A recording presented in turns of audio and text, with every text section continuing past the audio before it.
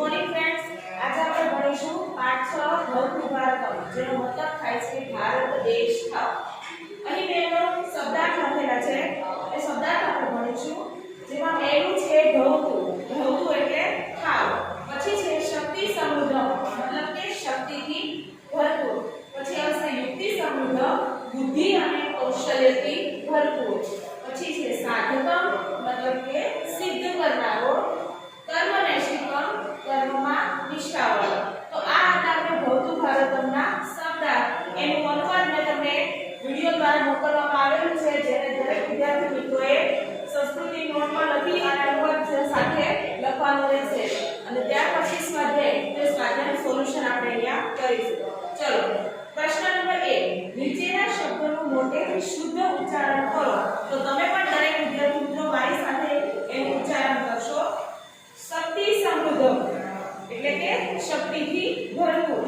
યુક્તિ સમૃદ્ધ, યુક્તિથી ભરપૂર. કર્મનિષ્ઠિકમ, કર્મની નિષ્ઠાવાળો. શસ્ત્રધારકમ, શાસ્ત્રને ધારણ કરનારો. શાસ્ત્રધારકમ, શાસ્ત્રને ધારણ કરનારો. એને તમારે દરેકે જોઈને લખવાના રહેશે. પછી આવશે પ્રશ્ન નંબર 2, નીચેની ખાલી જગ્યા પૂરો.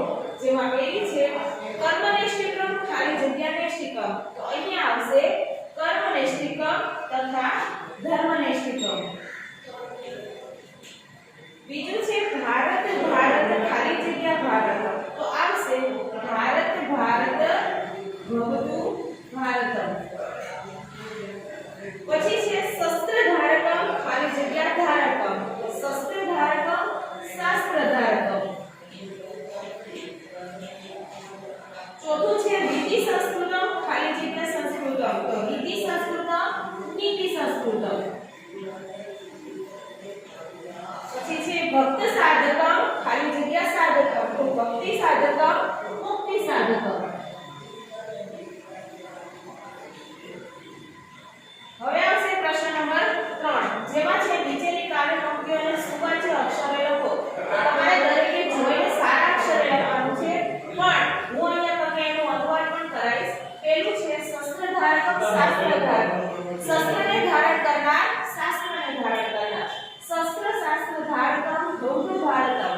શસ્ત્ર અને શાસ્ત્રને ધારણ કરનાર ભારત દેશ બનો. બીજું છે શક્તિ સમૃદ્ધ, યુક્તિ સમૃદ્ધ. યુક્તિથી સમૃદ્ધ બનો, શક્તિથી સમૃદ્ધ બનો.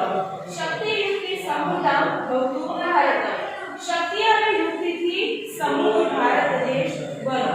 તો તમારે આને જોઈને લખવાનું રહેશે, એનું અનુવાદ લખવાનું નથી. પછીનો આપણો છેલ્લો પ્રશ્ન છે કાર્યવાહી શબ્દો સુધી ઉદાહરણ પ્રમાણે જોડી બનાવો.